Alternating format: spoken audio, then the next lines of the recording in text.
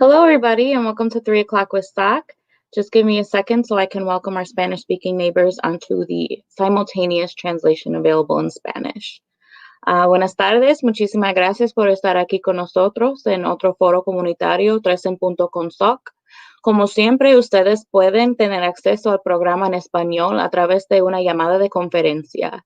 Y hay que marcar el número que aparece aquí en la pantalla, que es 646-749-3122.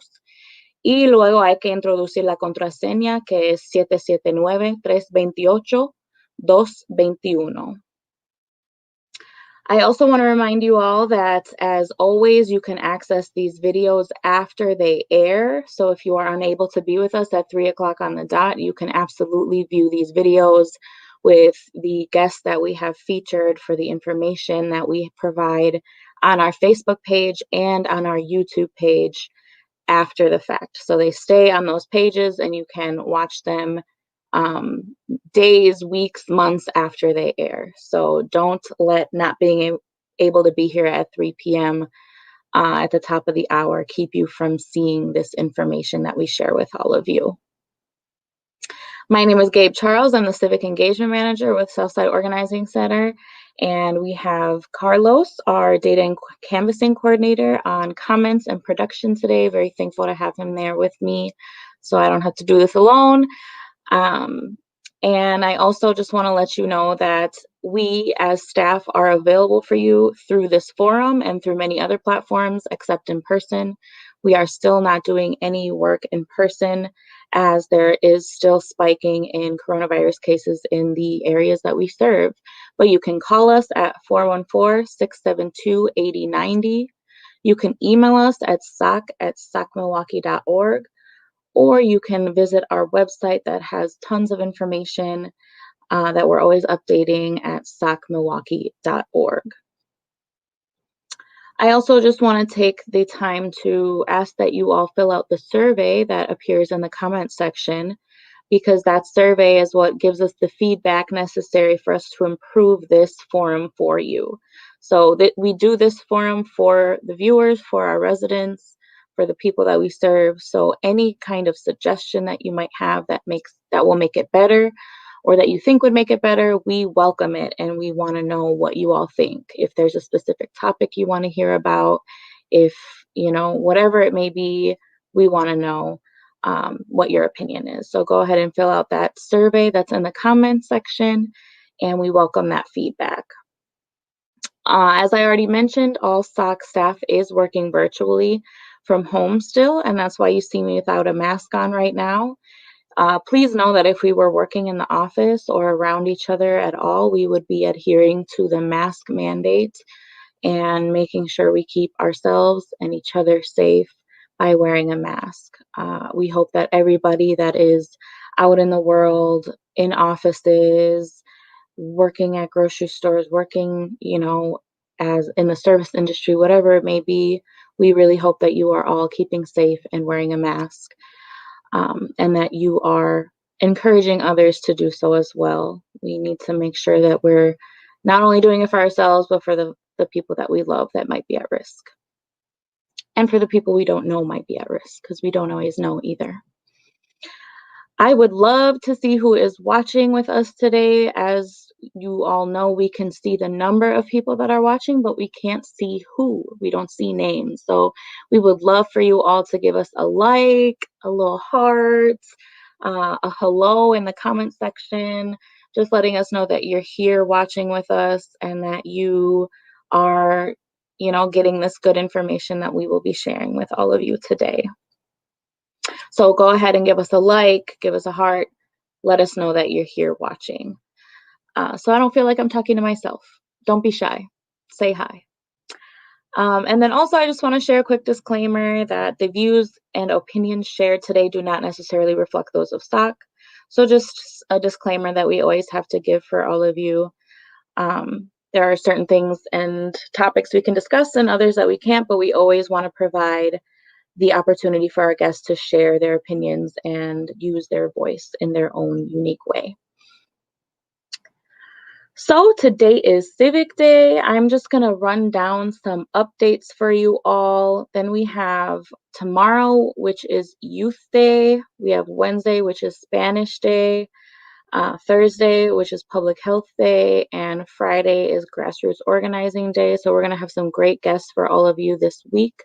So tune into the other days that we have the forum. But for today, I just want to share some major updates with you all about the election certification process and where we are at in that. So, as many of you know, Trump's administration spent $3 million for a recount in Wisconsin's largest county, so Milwaukee County and Dane County, where Madison is located. Milwaukee's recount ended Friday, and it found that overall Biden gained 257 votes compared to Trump's 125 votes, which means Biden had a net gain of 132 votes out of nearly 460,000 cast in Wisconsin. I'm sorry, in Milwaukee. And then just a quick quote from the Milwaukee County Clerk, George Christensen. After this recount ended, he said that the recount demonstrates that what we already knew, that elections in Milwaukee County are fair, transparent, accurate, and secure. So what's coming next in that process is Dane County finished their certification process yesterday, Sunday. So now the Wisconsin Election Commission will certify this presidential recount result by tomorrow.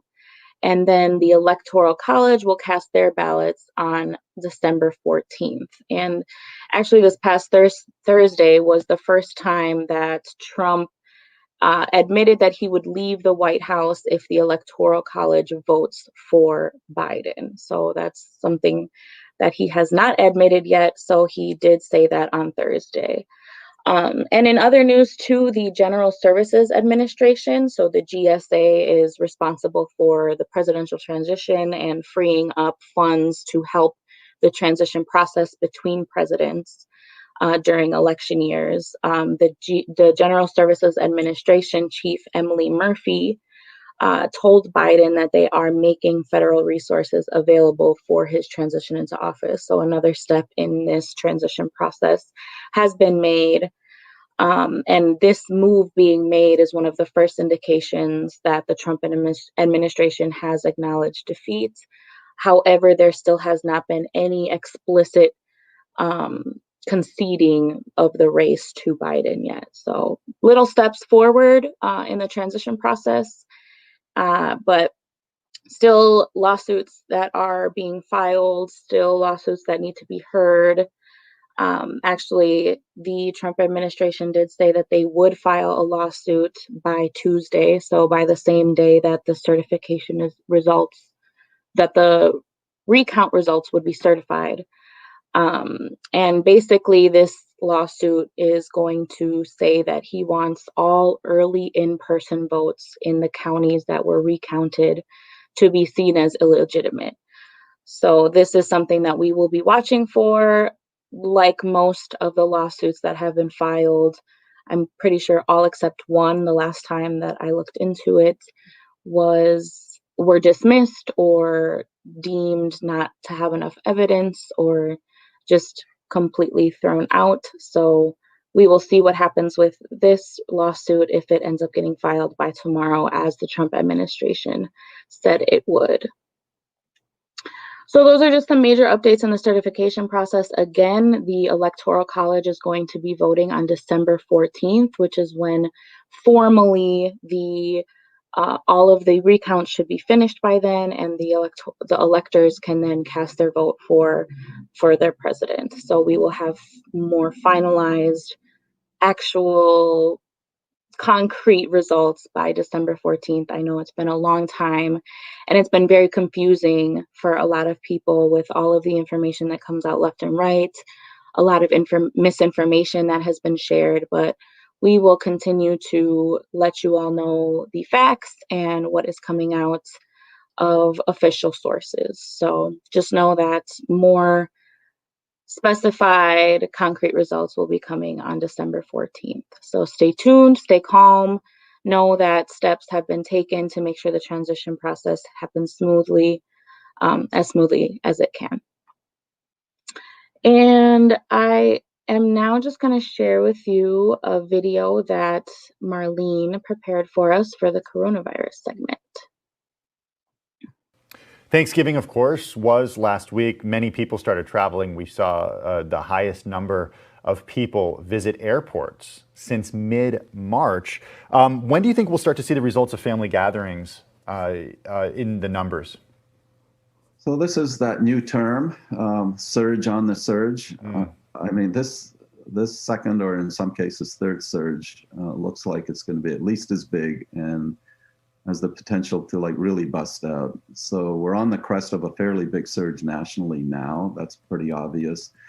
And the Thanksgiving, people will get infected. They start getting symptomatic 5-8 days later. They start getting sick enough to go to a hospital around 10 to 14 days. And then somewhere around 3 weeks or so, we start to see incremental deaths. So there's a huge lag, but we're going to start to see this deep towards the Christmas holidays. Right. And it's just going to overwhelm the healthcare system. There's no two ways about it. Dr. Gabe Charles in Baltimore, Director of Emergency Medicine at Johns Hopkins Medicine. Thanks so much for your time. We should note that Johns Hopkins Bloomberg School of Public Health is supported by Michael R. Bloomberg, the founder of Bloomberg LP and Bloomberg Philanthropies.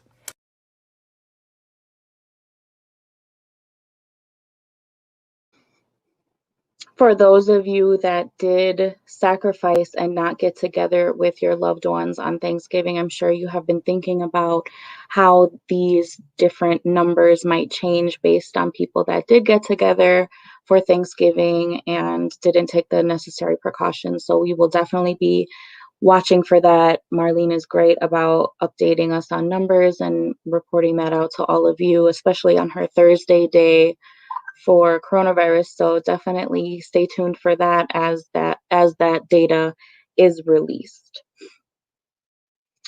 And as we well, let me check the comments real quick to see if we had anyone say hello. Don't want to forget about you all that said hello. We're thankful every time someone does say hi. We've got Diana Becerra on there. Thank you so much. Hola, ¿cómo está, Diana? We're glad to have you on. Great. I'm not seeing. Oh, and Diana saying that she did the survey, which is amazing. We're so thankful for that. Diana herself has helped shape what we do on this forum because she's so faithful with that survey. So thank you so much. And anyone else that's watching, please feel free to share your opinion on that survey because we really do care what you all think. And we want to make this as useful for all of you as possible. And with that, I do want to share with you all a video about some mortgage assistance opportunities that are still going on. We shared this information a couple weeks ago, but want to make sure that you all still have reminders about it because the deadline has not passed yet. So if you or anyone you know is having trouble paying their mortgage at this time, there are resources available for you. So I'm just gonna share my screen with you all quickly from this interview that we had a couple weeks ago with Emmet Gross from Housing Resources Incorporated. So gonna share my screen now and play this for all of you. So with that, I will welcome on Emmet to let us know what's going on, what's an update from HRI. We would love to hear about it. Hello. Thank you. Hi, how are you doing today? I'm doing well, thank you. How about you? I'm doing good. Excited to get an opportunity to talk a little bit more about the program and make sure people are aware of the help that's available out here for people. Yeah, so go ahead, go right into it. Why don't you let us know who you are and what you do with HRI, and then go right into what you have to let us know today. Sure. My name is Emmet Gross. I am the post-purchase coordinator with Housing Resources. That means that I work with anybody that owns a home. That includes a lot of things: refinancing, foreclosure prevention, equity counseling. But the big thing that we're really pushing right now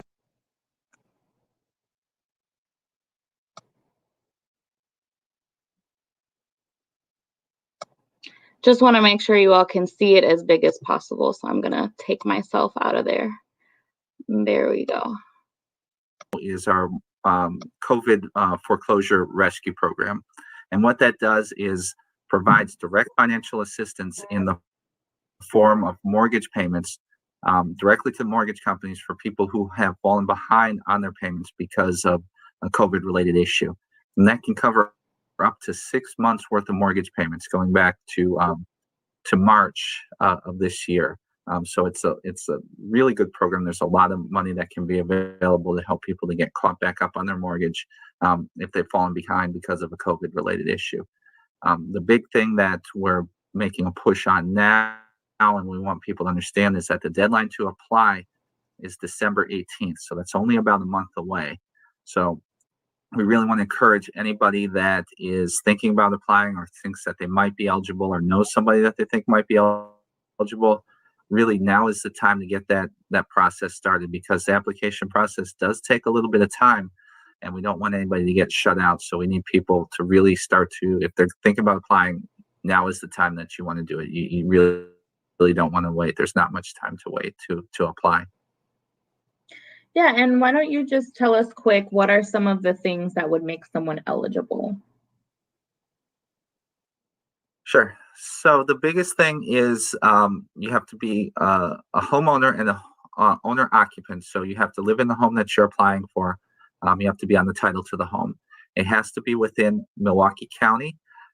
You have to have fallen behind because of a COVID-related issue, and that can be a lot of different things. It can be, reduction in hours, layoff, business closing. We get a lot of people that were running their own business and saw that their business, their income decreased. Or it can be, we get a lot of people that had to leave their job because their kids aren't going to school and they have to be home to look after their kids. That's all those issues can be considered COVID related and can make you eligible for the program. There's also some income requirements. You have to be under a certain amount to qualify, and all those numbers are listed on our website. But the big things is be a homeowner, be in Milwaukee County, and have been affected because of COVID. Awesome, thank you for that specification about what could make someone eligible. And then what would the application process look like for people? What kind of documents would they have to have, just to give people an idea of what it would look like? Sure. So it's a 2-part application process. The first part is a 5-question screener process. It just sees if you meet the basic eligibility qualifications. So the things we just talked about in Milwaukee County, homeowner, meet the income requirements, that type of stuff. If you're eligible for after that step, then you go through the full application. There's a few more questions that are asked, some income and expense questions, and then there are a few documents that we ask for. Those documents include ID, because we're doing everything virtual. We just need some documentation that you are who you say you are, and your address matches the ID. We need the most current mortgage statement, because we need to know how much money you need to get caught back up on the mortgage, and where for us to send that money. We send the money directly to the mortgage company, so we need that information.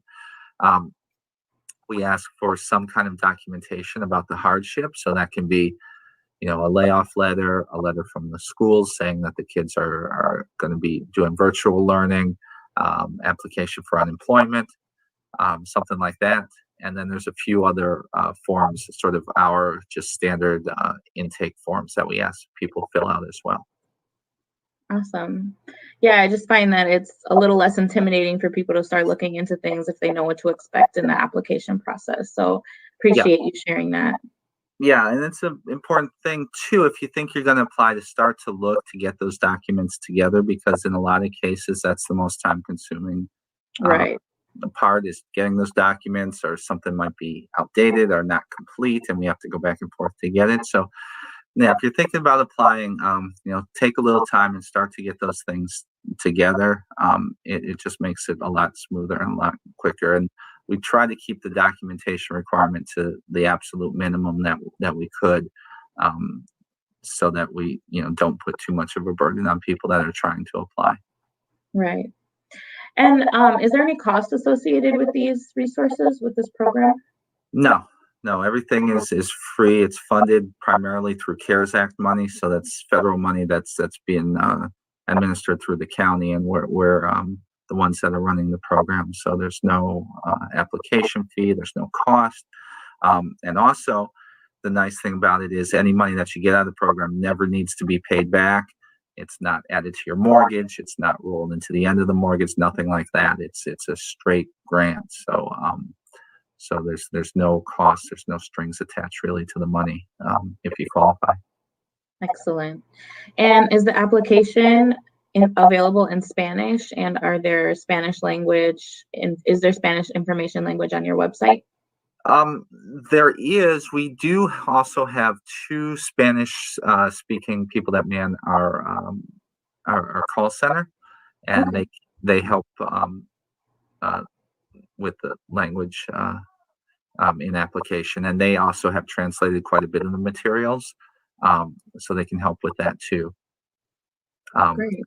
The call number for our hotline is 414-369-6914. And you can speak to somebody there if you need to speak with someone who speaks Spanish. That's the number to call, and they'll help you through. Great. That's always important for our viewers to see that they can call and be able to speak to someone in Spanish. So we appreciate that. These are really important programs given what everyone is going through at this time with the pandemic. So we appreciate you coming on to share this information with us. I want everyone to keep in mind that this information does get posted into our comments. So the website, the phone number, all of that is in the comment section. And I see that you just sent the number again over chat. So we'll make sure that gets into the comments. Let me just make sure there are no questions from people and say hello quick to those who said hi. Hola Maria de Jesus, Diana, thanks for saying hi.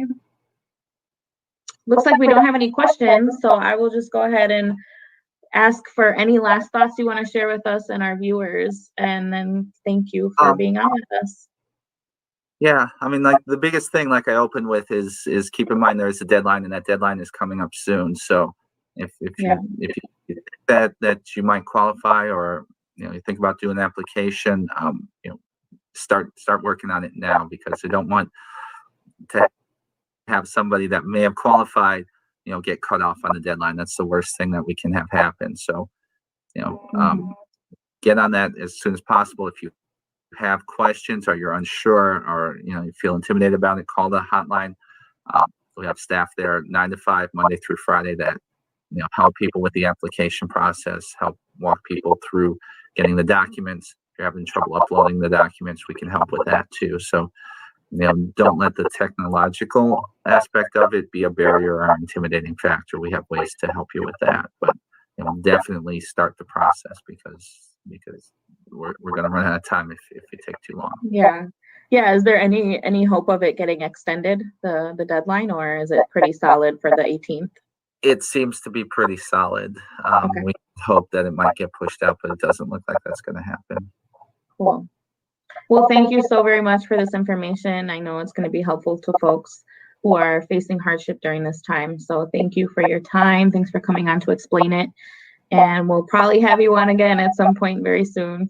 Yeah, I'm be happy to come back and talk again about it. It's, like I said, we want to get the word out. We want to get as many people as much help as possible, because it's not a common opportunity where we have the chance just to give out money, and so we want to make sure we can give as much of that money away as absolutely possible. So the times that you would get money without strings attached are few and far between. So this is really great. This is the kind of support and aid we like to see for our community members. Yeah, this is the kind of stuff that we're always arguing that we need, and now that we have it, we want to make sure as many people as possible can take advantage of it. Thank you. All right, Emmet, well, thank you so much, and we will talk to you soon. Thank you. Thanks for the opportunity again. I hope to be back soon. For sure. Bye-bye.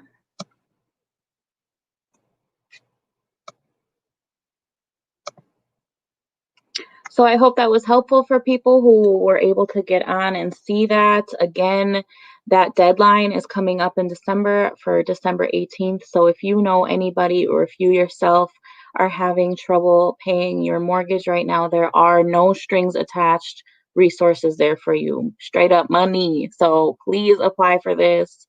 Let me see if there are any questions in the comments about it. I see from Diana, is any of the mortgage info in Spanish? I'd love to share it with our families at Alas. So I did ask that in the interview. So it looks like the best way to get Spanish language information is just calling the hotline. But definitely check out the website as well for any brochures that might be available in Spanish now. Gonna keep going and see. Oh, I saw that. Thanks for responding, Carlos, that they do have information available in Spanish and providing the contact info. So that is in the comments for everybody. We got some of our youth organizers on here as well today. Hola, Jasmine, Kimberly, Lucas. Thank you all so much for being on. We miss you and we love to see you. Great. Well, then with that, the other thing I do want to share with you all is the upcoming meetings that are coming up this week. So today at 1:30, there was a steering and rules committee meeting. Also at 3, so happening right now, is a historic preservation commission meeting. Tomorrow at 9 a.m., we have a licenses committee meeting. On Wednesday, we have a public works committee meeting at 9 a.m., as well as a community and economic development committee meeting at 1:30 p.m. Then Thursday, we have a public safety and health committee meeting at 9 a.m. and a community collaborative commission meeting at 1 p.m., as well as a fire and police commission meeting at 5:30 p.m. And then to finish out the week, we have a citizen anti-displacement advisory committee meeting tentatively planned for Friday at 10 a.m. So again, lots happening this week. This is a committee meeting week, so there's not a full common council meeting this week, but there are a number of committees meetings that will be discussing a bunch of different topics. So you definitely want to tune into those if you're able. And then I also just want to share too that last week, the Common Council actually voted to adopt legislation that would allow using remaining federal CARES Act money to help fund small business startups, provide education assistance to parents who have kids in grade school from K to 12, and then also to help provide internet access, and especially internet access and tablets to senior citizens. So there's also a portion of that funding that could go towards providing EBT benefits, so food stamps benefits to school children who are eligible for reduced or free lunches through the National School Lunch Program. So that's really good news to come out of the Common Council last week, that we love to see that there's going to be more resources available for people, especially to those parents who are now finding themselves to be teachers in the home, and especially for those who have lost work during this time too. There's going to be new funding available through the CARES Act. So we will keep everyone posted about what that might look like. There is not a specific plan yet, but parents can get help with internet access, with tutoring. If you are finding yourself to be the sole person responsible for getting your kid through virtual learning, there's going to be money available for hiring someone like a tutor to make that happen. So definitely stay tuned, and we will make sure you all get that information as we get it. And I'm just going to check again to see if we have any new hellos or questions. If not, I'm going to go ahead and share the survey promo with all of you to convince you all to fill out our survey. Has this live forum been informative and useful to you? What part of the forum could be improved or changed to make it better? Please take a quick survey that's located in the comments section so that we can keep 3 o'clock with SOC going for residents. Thank you for tuning in. So again, we really look for that survey feedback to see what we can do to improve this forum for all of you. We do it for all of you, so please take just a couple minutes to fill out that survey. Diana already said she did it. If we could get another viewer to commit to doing it, that would be amazing. Let's see if someone else will say they'll do it. I'll watch for you in the comments. But with that, I will just say thank you so much for tuning in with us today. There's a lot happening on all levels of government, local, state, national, that we are all watching anxiously in these coming weeks.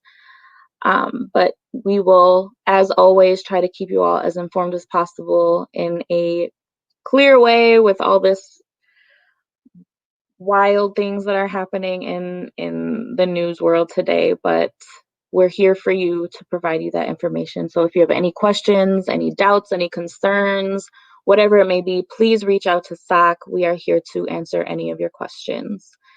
I also see that Maria said hi. Hola, buenas tardes. Gracias por estar aquí. Si puede, complete el survey, la encuesta que tenemos en los comentarios. We would love to have another person fill out the survey today. But with that, I will just leave you all with a thank you video and send you all with lots of love and a big hug from me, and the ask that you all stay safe, social distance, and wear your masks everywhere you go. Much love and thoughts and prayers to everybody who has experienced sickness or loss during this time as well.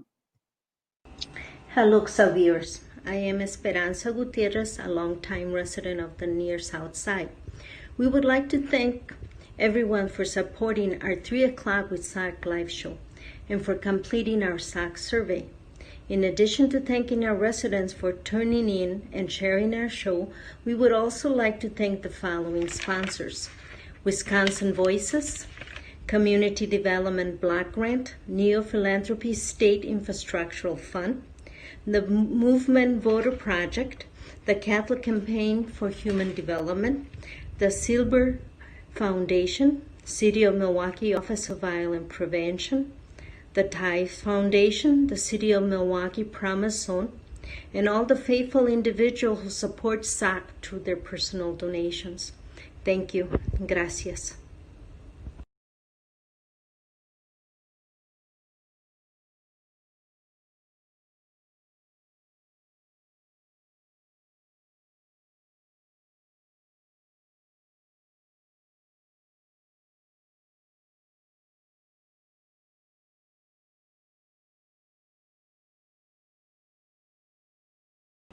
Hello, viewers. I am Esperanza Gutierrez, a longtime resident of the near South Side.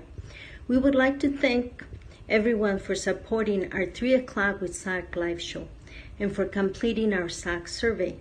In addition to thanking our residents for tuning in and sharing our show, we would also like to thank the following sponsors: Wisconsin Voices, Community Development Block Grant, Neo Philanthropy State Infrastructural Fund, the Movement Voter Project, the Catholic Campaign for Human Development, the Silber Foundation, City of Milwaukee Office of Violence Prevention, the Tithe Foundation, the City of Milwaukee Promise Zone, and all the faithful individuals who support SOC through their personal donations. Thank you. Gracias.